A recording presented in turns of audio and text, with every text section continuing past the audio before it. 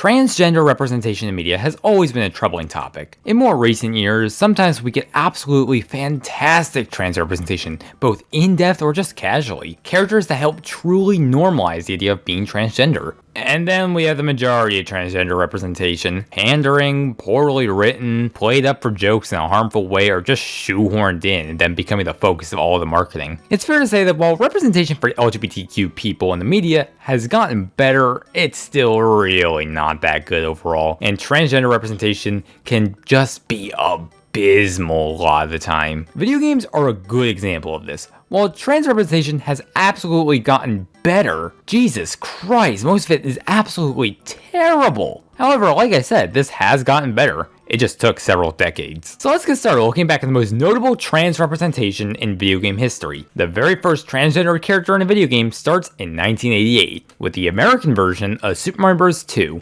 It's a commonly known story today, but to catch everyone up, when Nintendo was developing Mario 2 in Japan, Nintendo of America decided the game was too hard and frustrating for an American market. So Nintendo of America took a Japanese exclusive game, Doki Doki Panic, and gave it a Mario themed coat of paint, and released it in stores. That means a lot of the enemies for Doki Doki Panic had become Mario enemies, with many of them sticking for good. Like the Shy Guy. Yeah, they started out in this game. They're not officially transgender representation, but god damn it, they're NB in my book. But another character absolutely iconic to this game would be Birdo. She's a boss character in this game. Basically, she'll shoot eggs out of her mouth, and you'll have to land on them and then throw them back at her. However, for details about her being transgender, you have to check the manual for the game. Birdo's entry in the enemies section of the manual goes as follows. He thinks he is a girl, and he spits eggs from his mouth. He'd rather be called Birdetta.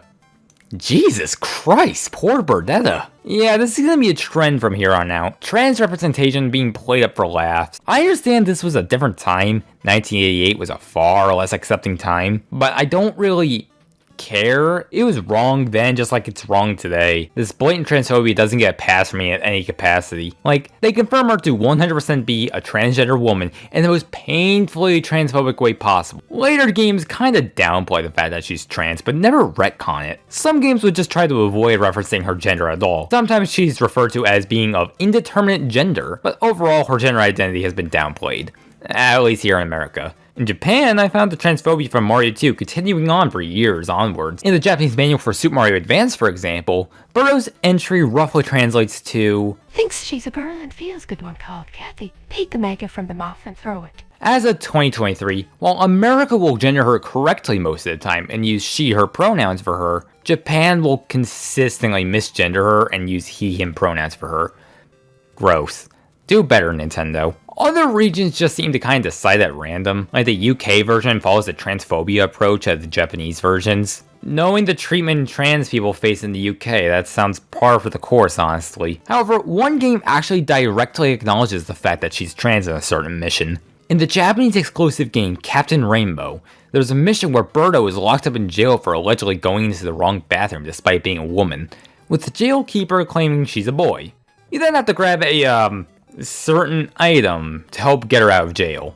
Moving on, I guess. Despite the issues back then and even today, Birdo forever lives on as the very first instance of a transgender character in a video game. Following Mario 2, the 1989 MS-DOS game Circuit's Edge is the second ever transgender character in gaming. The player character's former lover is revealed to be a transgender woman named Yasmin, who used to identify as a gay man before transitioning. From what I could tell, this is actually really decent representation. It's not really played up for a bit, but rather just showing that some people are different. I mean, I'm sure it helps that this was a mature-oriented game on MS-DOS, but still. The next instance of trans representation in the game is back to blatant transphobia played up for laughs. The 1992 computer game Rex Nebular and the Cosmic Gender Bender take a shot in the dark as to how trans people are represented in this game. In this game, Rex Nebular is tasked with retrieving a vase with sentimental value from another planet. The planet had a war between men and women decades ago, where women won the war and as a result, wiped out the male population. In turn, in order to keep the population going, the planet develops a machine called the Cosmic Gender Bender. The population of the planet is then divided into two groups, keepers and breeders. No, I'm not joking. In which the sole purpose of a breeder's life is to be impregnated by a gender-bent keeper. I wish I was joking. This is a real game. At one point in the game, Rex himself has to undergo one of these gender bends to get on the planet. Whether or not this truly counts as trans representation is up for debate, but holy fuck, what the hell were the devs smoking? The next true instance of a transgender video game character is in 1995 with Chronotrigger, namely the character Flea. The character is portrayed as extremely gender nonconformist. Male or female, what difference does it make? Power is beautiful, and I've got the power. We love to see a non-binary icon winning, let's go! In the year 2000, Final Fantasy IX features a character widely agreed to be non-binary, Queen Quen. Apologies if I got that pronunciation wrong. Who belongs to an entirely genderless race whose appearances give no hints of gender. 2003, the game Fire Emblem The Blazing Blade, also known in America as just Fire Emblem, features the character Limstella, who is never described with male or female pronouns. Their card in the Fire Emblem Zero card game lacks a gender indicator, and eventually by the time we get to Fire Emblem Heroes, the character just starts using straight up they-them pronouns. In 2004, Nintendo finally had a chance to redeem themselves after the problems with Birdo in 1988. Paper Mario The Thousand Year Door features the character Vivian. In the Western release of the game, her sisters will joke about her being ugly and the least desirable of the three sisters, but nothing to really indicate anything funky going on with her gender. That is, until we get to the Japanese release of the game. Gotta love Japan's transphobia, woohoo! In the Japanese release of the game, Vivian is heavily implied to be a trans woman, with Vivian's sisters constantly belittling her and misgendering her, and just overall being very transphobic to her. Aw, poor Vivian. And sadly, unlike Birdo, Vivian hasn't really made any appearances since then to really help mitigate these issues. What a shame. This one, I'm not gonna lie, it's kind of sad to me because it just feels really realistic. You know, being chastised so heavily by your own family and flesh and blood for being transgender. It's a story all too familiar with us. Ugh. Anyways, to lighten the mood, let's get to something not realistic at all. GTA Liberty City Stories features a character named Renee Wasselmeyer, I am pretty sure I got the pronunciation wrong, who has undergone several sex change operations. From being assigned female at birth, she's gone from female to male to female to male to female again. Christ. Vice City Stories from the following year's prequel game features a mission called, So Long Schlong. Real classy there, guys. In which you're tasked with driving them to the hospital for their 4th sex change operation. Jesus. Okay, anyways, from here, we get to the very infamous Mother 3. Mother 3 features a race of characters called... They're portrayed similar to flamboyant drag queens. I've seen people argue that the flamboyant behavior is a harmful regressive stereotype. On the other end, they're extremely positive characters who are portrayed as selfless heroes in the story, and the game's developer included them in hopes of positive treatment of similar characters in real life. From my understanding, these characters are the main reason why the game has not been localized in modern day on the virtual console or something like that. Because the transphobia discussion that this game will undoubtedly spawn is probably not something Nintendo wants. And also the fact that these characters' names literally include a Romanian slur, like, yeah. My sincere apologies for any discomfort caused from the name of these characters. Anyways. 1 year later, 2007's Mass Effect was already a very controversial game due to the inclusion of a lot of LGBT representation. Also, heads up in advance, I am totally going to mispronounce a bunch of names here. I am not at all familiar with Mass Effect. But most relevant to this discussion is Dr. Lyra T. Sonai. She's an Asari species, a single gender species with traditionally feminine traits, but reproduces by means other than sexual reproduction. Your player character will have the option to pursue romance with them no matter the sexual orientation of the player character. Now, finally, after 20 years of poor transgender representation in gaming, we have what I would consider to be the first decent trans character in a video game. One of the characters in the free indie game Mighty Jilloff was years later confirmed to be transgender by the game's creator. Which, given the fact that the developer herself is transgender, fair enough. The character Queen is the one who's transgender in this, and also, side note, I had never heard of this game until I did research for this video, and whoa, I was caught off guard by the lesbian BDSM themes in this game. Like, to be clear, despite being asexual, I have no problem with that at all. In fact, I think it's actually pretty cool that a game like this even exists. But Christ, it caught me so off guard. Anyways, that just about does it for nearly all trans representation in video games between 1988 and 2009. Roughly only 15 games between 1988 and 2009 feature trans characters. Usually they're either non-binary or a transgender woman. Notice how we didn't really see any transgender men. I mean, unless you count the characters from Rex Nebular, but I sure as fuck don't.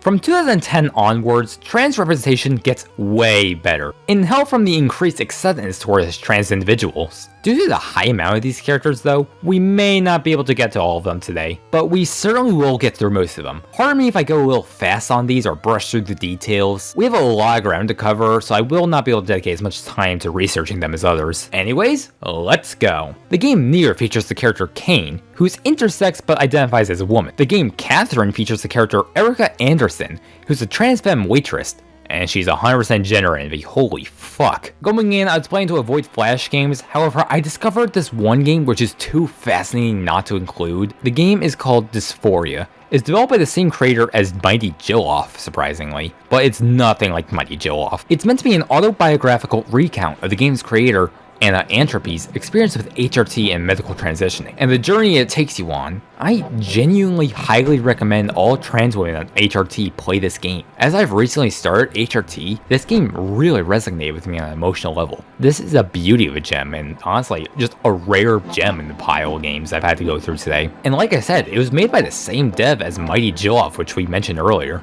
Anyways, Pokemon XY has the character Nova, a minor character who is extremely heavily implied to be a transgender woman. After defeating her, she says, "Yes, a mere half year ago, I was a black belt." Quite the transformation, wouldn't you say? Black belts in Pokemon are a male-exclusive trainer group. But if that's not enough for you, the Japanese version is roughly translated to, "I was a karate king just half a year ago." The power of medical science is awesome, wouldn't you say? Girl boss moment. Dragon Age Inquisition features the trans mask character. Prometheus a classic. He's a member of the Bull Chargers mercenary company. Pretty cool. The game 2064 Read-Only Memories is loaded with LGBT representation, including trans representation. 3 characters are non-binary: Julian Thomas, Caitlin, and Sympathy, and 2 trans women are in the game: Melody Flores and Nina James. The character Osa from Tom Clancy Rainbow Six Siege is a trans woman, and her transition is even mentioned in the character's biography. Also in Rainbow Six Siege, the character Sens is openly non-binary.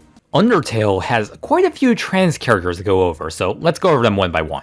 Mad Mew Mew from the Nintendo Switch version of Undertale is a transgender woman, and holy fuck yes she is. Yeah, we claim her. From what I can tell, Mettaton is canonically trans, with a question mark. I can't actually find out if this is just a widely accepted headcanon, or if it's canonically shown. But hey, if it's just a headcanon, that's totally valid though. I hop on board that one too. Also, Frisk, the character you play as, is non-binary. I've seen many people try to discount this by saying that since Frisk is the playable character, it is meant to be interpreted by the player itself. You know, just non-binary for the sake of you can interpret the gender as your own when you play. But no, the character of Frisk itself is undoubtedly non-binary. It's not a self-insert sort of deal, the character is non-binary. I nearly forgot about this one, but the Lion character from the end of the Pacifist route is somewhere on the transgender spectrum. We don't really get to see them very much throughout the game, if at all. We really only get to see them at the end of the Pacifist route, but it is a cute little detail at the end of the game. The game We Know the Devil features the character Venus, who's a transgender woman. A cute little detail in the game is how her pronouns in the game's narration change from he to she as she comes more to terms with her identity. Watch Dogs 2 in 2016 features a trans woman, Amanda Kame, who is the city councilwoman of San Francisco. Remember that one time the Game Grumps for some reason made a gay dad's dating sim Dream Daddy?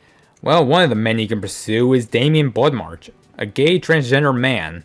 Which, honestly, I just think is really fucking sweet to see in this game. Night in the Woods features a trans woman character as well, Jackie. Hey look, another Nintendo game. 2017's Xenoblade Chronicles 2 features Rock, who despite being associated with mostly male pronouns, doesn't fit the in-game requirements for a male blade in Merc missions, but also doesn't count for a female or an animal blade. Hell, within the game's files, their gender is referred to as 4. One of my favorite video games of all time, Celeste, features the main character as a transgender woman. It's hinted at in the cutscenes for the 9th chapter of the game, Farewell, and this was also later confirmed by the game's developer Maddie Thorson. And just for a moment, on a more personal note, Celeste is genuinely one of my favorite games ever, and just speaks to me on such an emotionally personal level. And with the main character I already love being confirmed a trans woman, and certain parts of this story being headcanoned as a transgender allegory, I don't know, it just feels good. The main character in Deltarune, Chris, is just like Frisk in being non-binary. Apex Legends of 2019 has the characters Bloodhound and Catalyst. Bloodhound was confirmed by the community manager for the game to be non-binary, but Catalyst was from the ground up a transgender woman from the very start of the development for the character, according to the lead writer for the game, Ashley Reed. Oh boy. Yeah, sorry for going on a while in regards to this, and also sorry for skipping over a few notable ones. I didn't want to cover every instance of transgender representation, but I wanted to go over at least most of them. We only have one last stretch of characters to cover, trans characters in the 2020. Now given that as of writing this we're still in 2023, I'm only going to cover characters from 2020 to 2022. Believe me, we still have a fair few characters to cover. Anyways, here we go. The fighting game Grand Blue Fantasy Versus features two playable trans women, Ladiva and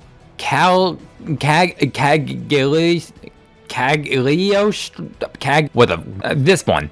She was born as a terminally ill boy, but built herself a healthy female body and appears as a DLC character. Ladiva is a more iffy character in my opinion.